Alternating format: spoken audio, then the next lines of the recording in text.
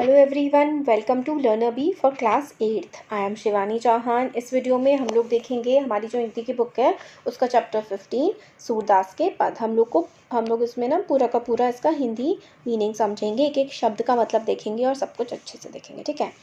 मैया कबही बढ़ेगी चोटी। मैया मेरी जो चोटी है वो कब बढ़ेगी। कितनी बार मोही दूध पियत भई यह अजहू है छोटी। कितनी बार मैंने दूध पी लिया पर ये तो अभी भी छोटी की छोटी पड़ी हुई है, छोटी सी है। तू जो कहती बल की बेनी जौ है लंबी लंबी मोटी। काढ़त गुहत निहावत जहू नागिन सी भई लोटी। काचो दूध पियावत पची पची देती न माखन रोटी। सूर चिरजीवो दो भैया हरी हलधर की जोटी। अब भाई इतनी सारे टफ वर्ड्स हैं, क्या मतलब है पहले ना इनका मतलब समझ लेते हैं इस पूरे के पूरे पैरा का, फिर एक एक शब्द का हिंदी में मीनिंग देखेंगे। तो सूरदास जी बताते हैं, किसने लिखी है ये जो है हमारे सूरदास के पद, सूरदास जी ने लिखे हैं। तो सूरदास जी बताते हैं कि श्री कृष्ण बालपन में यशोदा मैया से पूछते हैं कि उनकी चोटी कब बढ़ेगी, यह आज तक क्यों नहीं बढ़ी। वह माँ यशोदा से शिकायत करते हैं कि तुम मुझसे कहती थी कि जैसे बलराम भैया की लंबी मोटी चोटी है मेरी भी वैसी हो जाएगी। तू मेरे बाल बनाती है, इन्हें धोती है, पर यह नागिन की तरह भूमि पर क्यों नहीं लौटती। मतलब इतनी लंबी क्यों नहीं है कि मतलब धरती पर लेटने लगे। तू मुझे सिर्फ बार बार दूध पिलाती है, मक्खन और रोटी खाने को नहीं देती, इसलिए ये बड़ी नहीं होती है। सूरदास जी कहते हैं कि ऐसी सुंदर लीला दिखाने वाले दोनों भाई कृष्ण और बलराम की जोड़ी बनी रहे। तो इसमें कृष्ण की लीला का वर्णन किया गया है। आप उनके मतलब देख लेते हैं क्या क्या है। कबही, कबही का मतलब होता है कब। ठीक है, तो जो ये कबही है इसका मतलब है कब। अब किति, किति होता है कितनी। किति क्या होता है, किति होता है कितनी। पियत का मतलब पिलाना। अजहू का मतलब होता है आज भी। बल जो है यहाँ पर बल बलराम के लिए इस्तेमाल किया, उनके बड़े भाई के लिए। बेनी, बेनी जो है ना ये बेनी, इसका मतलब होता है चोटी। और लांबी मोटी मतलब लंबी मोटी। काढ़त, काढ़ना मतलब होता है बनाना। ठीक है। गुहत मतलब होता है गूंथना, जैसे आटा गूंथते हैं। नहवावत का मतलब होता है नहलाना। नागिन तो पता है आपको, सीरियल भी आता है ना। भूई का होता है भूमि। लोटी मतलब लेटने लगती है। काचौ, काचौ का मतलब होता है कच्चा, कच्चा दूध पिलाती हैं। पियावत पिलाती हैं। पच्ची पच्ची मतलब होता है बार बार। चिरंजीवी मतलब खूब लंबी आयु, है ना। भौ मतलब दोनों। हरि हलधर, हरि मतलब है कृष्ण और हलधर के कौन है, बलराम। श्री कृष्ण के बड़े भाई बलराम को हलधर कहते हैं। जोटी होता है जोड़ी। तो ये बाद में सूरदास जी कहते हैं कि बलराम और कृष्ण की जोड़ी बनी रहे। तो ये हमने देख लिया। अब नेक्स्ट है, देखिए। तरऊ लाल मोरो माखन खायो, दोपहर दिवस जानी घर सूनो, डोढ़ी डोढ़ी आप ही आयो।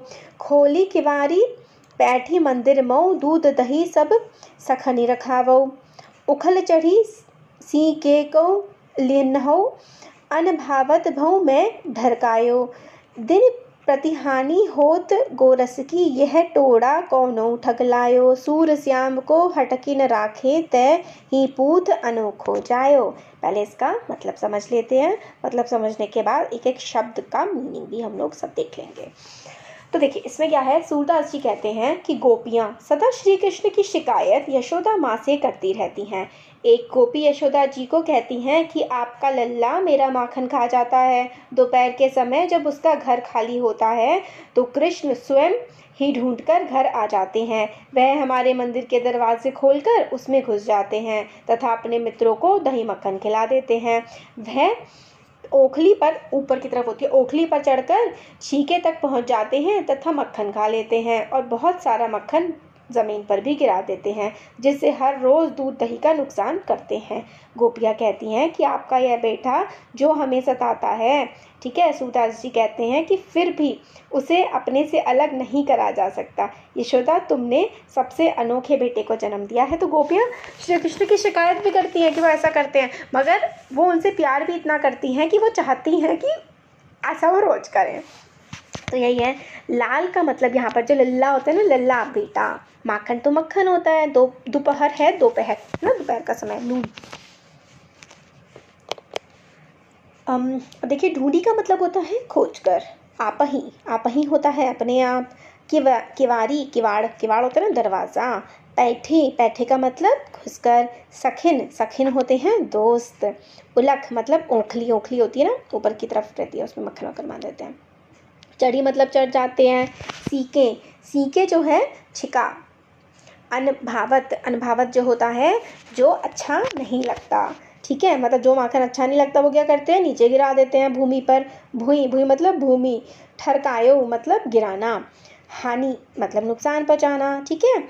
होती गोरस मतलब दूध की, गोरस जो है गाय के दूध से बना हुआ जो पदार्थ होता है, मतलब वो जो मक्खन अच्छा लगता था वो खा लेते थे और बाकी सारा ज़मीन पर फेंक देते थे, तो उससे दूध का काफ़ी ज़्यादा नुकसान होता था। टोढ़ा, टोटा मतलब जो होता है वो लड़के को कहते हैं। हटकी मतलब होता है हटाकर। पूत का मतलब होता है पुत्र, यहाँ पर जो है। अनोखो मतलब अनोखा। जायो मतलब जन्म देना, वो कहते हैं ना कि तुमने अनोखे ही बेटे को जन्म दिया है।